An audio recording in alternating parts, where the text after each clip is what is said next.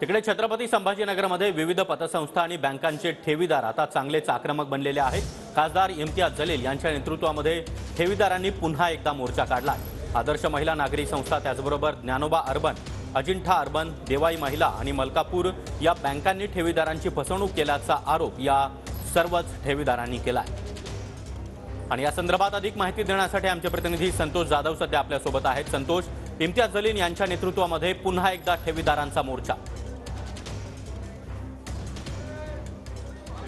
ज्यादा व्याजाचा आमिष दाखवून मोठ्या प्रमाणामध्ये रक्कम जमा करण्यात आली होती, मात्र ती परतावा न केल्यामुळे ठेवीदार जे आहेत ते परेशान झाले होते आणि त्यांनी आता इथे मोर्चाला सुरुवात केली। आपण इथे पाहू शकतो की विभागीय आयुक्त कार्यालयाच्या समोर इथे मोर्चा सुरू करण्यात आलेला आहे। दोन्ही बाजूची ट्रॅफिक जी आहे ती बंद करण्यात आलेली आहे।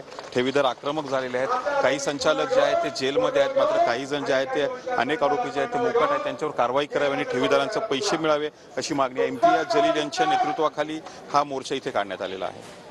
नक्कीच संतोष, हे दृश्य आपण पाहतो आहोत। मोठ्या संख्येनं विविध पतसंस्था आणि बँकांचे ठेवीदार या मोर्चामध्ये सहभागी झालेले आहेत। या मोर्चाकडे आपलं लक्ष असेलच। धन्यवाद या सविस्तर माहितीसाठी।